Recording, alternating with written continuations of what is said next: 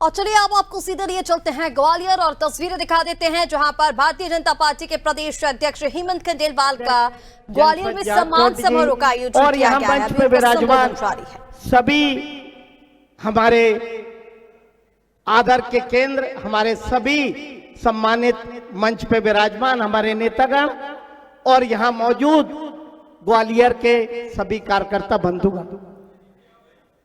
इधर मैं आप सबका वंदन इसलिए नहीं कर रहा हूं कि आप भारतीय जनता पार्टी के कार्यकर्ता हो। भरी बारिश में आप इस अभिनंदन जो मेरा नहीं बल्कि कार्यकर्ताओं का था उसमें शामिल रहे, बल्कि इसलिए कर रहा हूं कि भारतीय जनता पार्टी एक विचारधारा है। भारतीय जनता पार्टी जनसंघ के बाद जब बनी तो किसी विचार को लेकर बनी। भारतीय जनता पार्टी दूसरे दलों के जैसे सत्ता में आने के लिए नहीं बनी, लेकिन भारतीय जनता पार्टी की उस विचारधारा का अगर प्रतिपादन कहीं हुआ तो जैसा जय भान सिंह जी पवैया बता रहे थे, दौलतगंज की उस धर्मशाला में दीनदयाल जी उपाध्याय ने दिल्ली में उसको प्रतिपादित नहीं किया। वो सरजमी कोई थी तो वो ग्वालियर की आपकी भूमि थी, जिसमें वो विचारधारा ने जन्म लिया, जिसका नेतृत्व आज दुनिया भर में मोदी कर रहे हैं। वो विचारधारा का जन्म कहीं हुआ था तो इस ग्वालियर की सरजमी पे हुआ था, और इसलिए इस सरजमी को मैं प्रणाम करता हूं।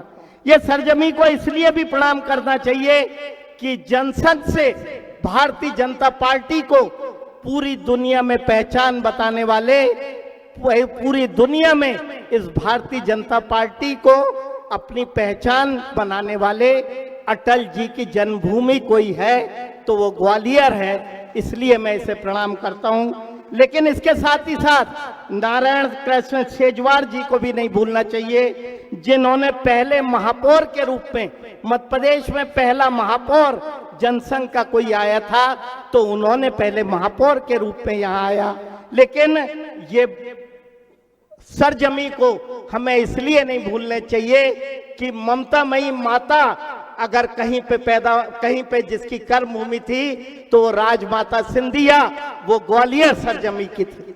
मैं आपको बताना चाहता हूं कि राजमाता सिंधिया ने एक बार जब धन की आवश्यकता पड़ी तो अपनी सगाई की अंगूठी भी इस जनसंघ के लिए दे दी थी। ऐसी सरजमी को मैं प्रणाम करता हूं।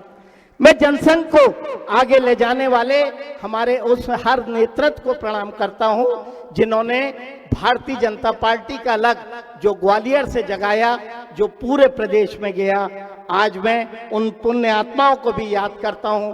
राजमाता और अटल जी को तो याद करते हैं, लेकिन राजमाता के साथ, अटल जी के साथ हमें नहीं भूलना चाहिए कि आज भले हमारे बीच में नहीं रहे, लेकिन सेजवलकर जी, सरदार आंग्रे